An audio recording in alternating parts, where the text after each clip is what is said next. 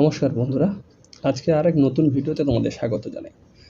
আজ আমার হাতে রয়েছে স্যামসাংয়ের M14 5G ফোন।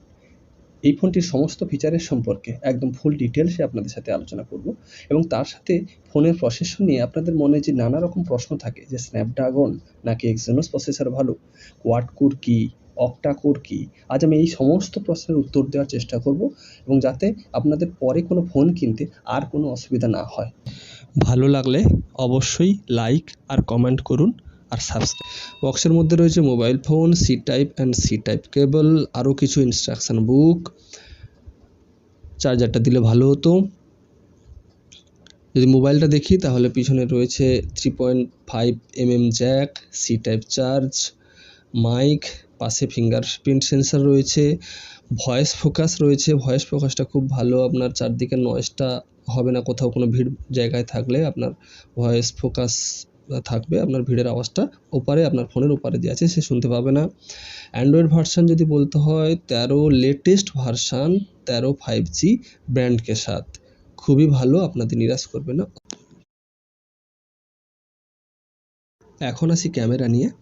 এটা সবথেকে বড় কোশ্চেন যে প্রসেসর যাই হোক, ক্যামেরাটা কেমন বলুন, ভিডিও কেমন হয়। কারণ আমাদের মতো নিম্ন মধ্যবিত্ত মানুষের কাছে সবথেকে বড় ব্যাপার কিছু স্মৃতি, জীবনের কিছু স্মৃতি ধরে রাখা, সেটা যেন একটু ভালো একটু গুছিয়ে হয়।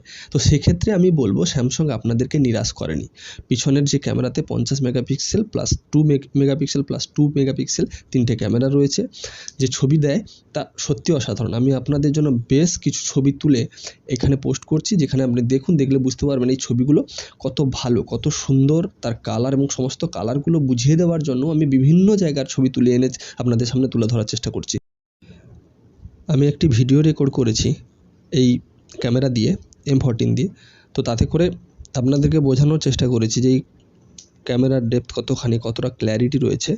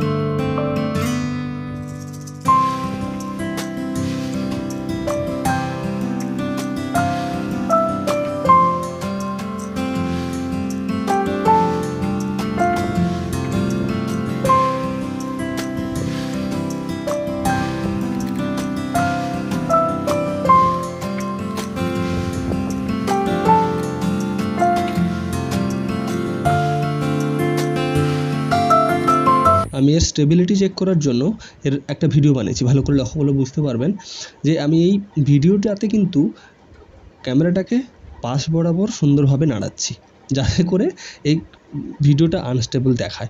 কিন্তু আমি যখন পরে আবার এটাকে ব্যাক করে এসে পজ করে আবার যখন প্লে করলাম, দেখলাম অসাধারণ, যেটা আমার খুব ভালো লাগলো সেটা হচ্ছে যে এর stability.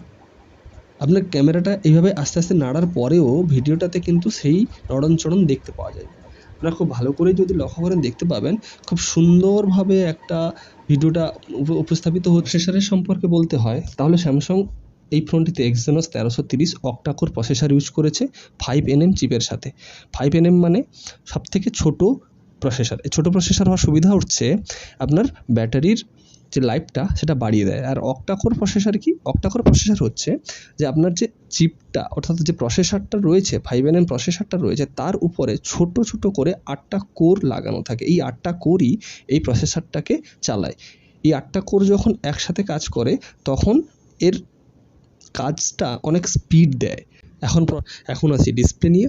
Display 6.6 inch LCD display, ফুল এইচডির সাথে এবং 90 হার্জ রিফ্রেশ রেটের সাথে, খুবই ভালো, খুবই ভালো। কিন্তু প্রশ্ন হচ্ছে আপনাদের মনের মধ্যে কনফিউশন থাকতে পারে যে AMOLED হলে ভালো হতো, এলসিডি। এর আগে তো অনেকেই বলছে যে AMOLED দিত, এখন এলসিডি দিচ্ছে। দেখুন দুটোর মধ্যে পার্থক্য হচ্ছে AMOLED ডিসপ্লের নিচেই হচ্ছে থাকে সেন্সর, যার ফলে এর ব্রাইটনেসটা অনেক কম থাকে। আর যেহেতু ব্রাইটনেস কম থাকে AMOLED ডিসপ্লেতে ব্যাটারি কনজিউম করার ক্ষমতাও কম।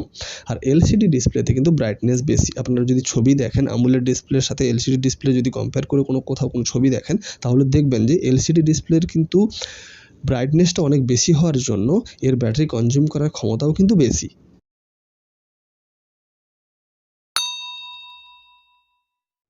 মেমোরি স্লট বলতে গেলে এখানে ডেডিকেটেড মেমোরি স্লট প্রায় এখন সবসময়ই সব মোবাইলগুলোতেই এখন থাকে। দুটো সিম থাকবে, একটা মেমোরি কার্ড থাকবে এবং দুটোতেই 5G সাপোর্ট করবে। এটা ডেডিকেটেড মেমোরি স্লট। আর ব্যাটারি যদি বলতে হয় 6000 mAh ব্যাটারি, যার প্রায় আপনার 1.5 দিন নর্মাল ইউজ যারা করে তাদের জন্য এটা 1.5 দিন চলবেই চলবে। কিন্তু যারা গেম খেলবে তাদের জন্য একটু প্রবলেম হতে পারে। কিন্তু ব্যাটারি লাইফ 6000 mAh মানে খুবই খুবই ভালো ব্যাটারি, এ নিয়ে কোনো সন্দেহ নেই।